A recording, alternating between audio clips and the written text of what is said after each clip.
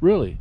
You can pull over a tree stump with this and not upset the bed. Amazing. It's amazing. Yeah.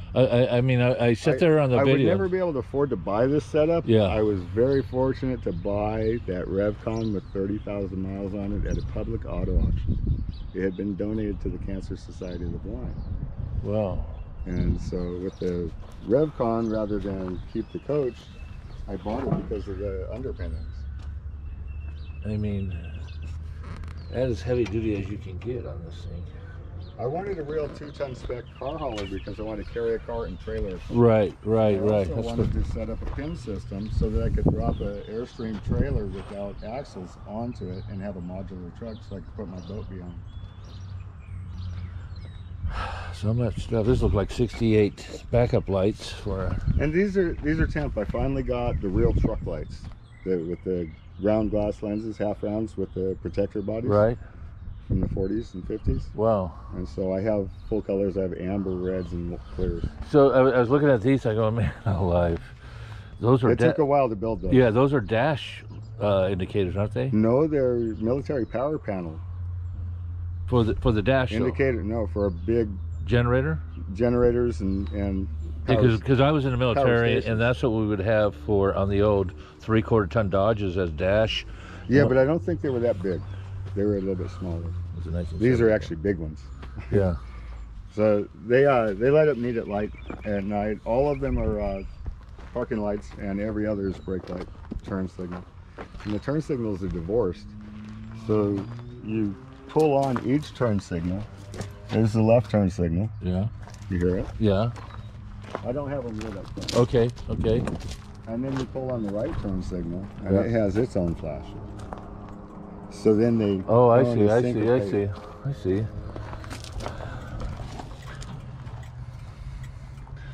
And these aren't the correct gauges for the truck, although it is a Diamond T dash. It was converted from the deluxe dash to the regular Diamond T dash, which also would fit the very early 50s international gauges, is what it has in. That's what the international gauge cluster? Yeah, that would have been a factory recommended upgrade for the truck. Seats aren't bolted in? No, I haven't decided whether to let these stay or do a leather and finish. A nice frame. But I like everything that's going on, but the floorboards come out in seconds. Yeah, I mean, obviously. And then the cooling system is down below. Yeah. And you can see the toughness of the chassis. Right, you had a video. It's all manual exhaust, and it drops out in pieces. Yeah, I saw that also. 12-volt system.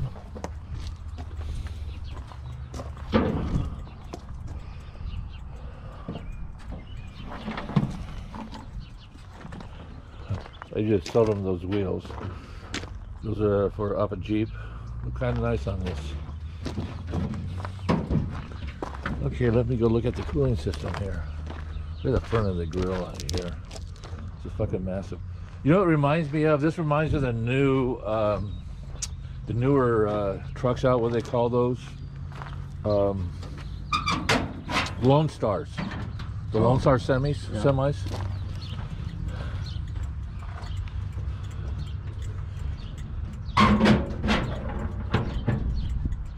Yeah, I hear both those blinkers blinking.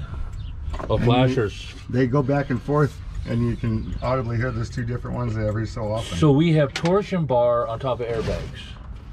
We have heavy-duty air shock assist on top of torsion from the bus. Okay, yeah, I see the torsion bar adjustment there.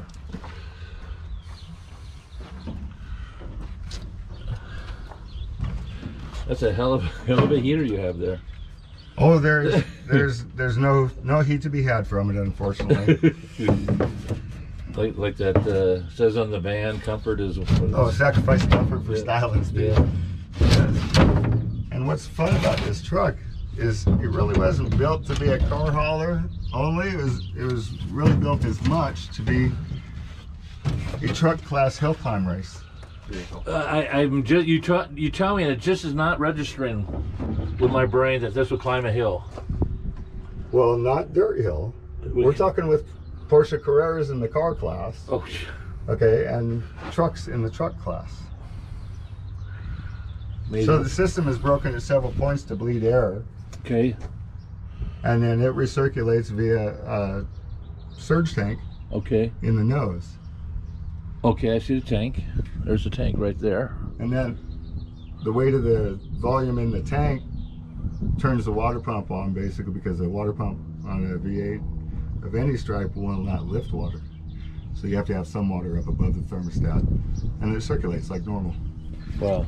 Well, so this is the crank for what? The vents? The windshields crank out on this. On the Oh, like Deluxes. Safari windows. Holy crap. There's your air conditioning, folks, right there. Yeah, ventilation galore. Both windows. And they go crank out up. about 5 inches each. Safari windows. Cool.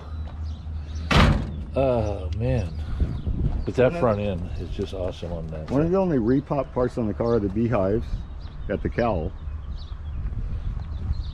The beehives, these Yes, are repops? Okay. Just the glass or the whole thing? the whole thing. Okay. These are 29 Cadillac, as far as I can tell. I bought them a long time ago, and it was hard to search. But these are your...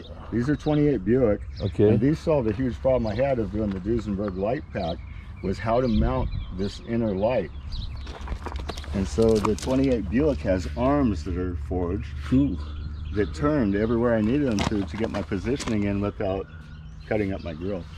I have something that none of the Diamond T owners have that I'm aware of so far. There may be 4 or 5 in the country, but I have the original crank hole cover.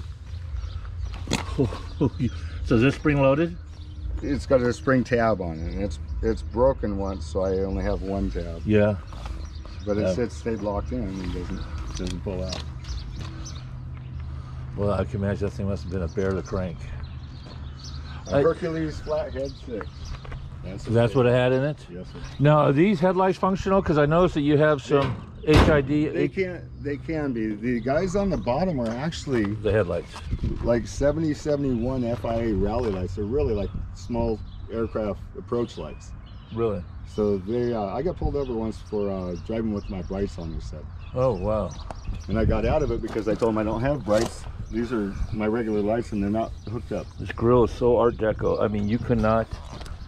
It looks like the same grill on those new trucks, on those, yeah. The trucks back then were flat windshield, flat nose, and the Diamond T company and owner and founder thought that the trucks could look good as well as perform well. What a great commercial. They're very pretty. They have a very much like a Duval style windshield angle. Right, right, That right. comes from the period styling of the day from Cord. See if I can get this suspension, some of it. That's interesting. Those arms are triple reinforced. Gusseted? Is that what you mean by They're triple? actually 2 different pieces, pressed pieces welded together, and it's double wishbone instead of double A-arm. Wow. It's a really good Get one. some of that over there. That looks like a 100 amp alternator. That is a factory commercial 150 amp from the day. That's about a third bigger than a 100 amp alternator. Big as electric motor.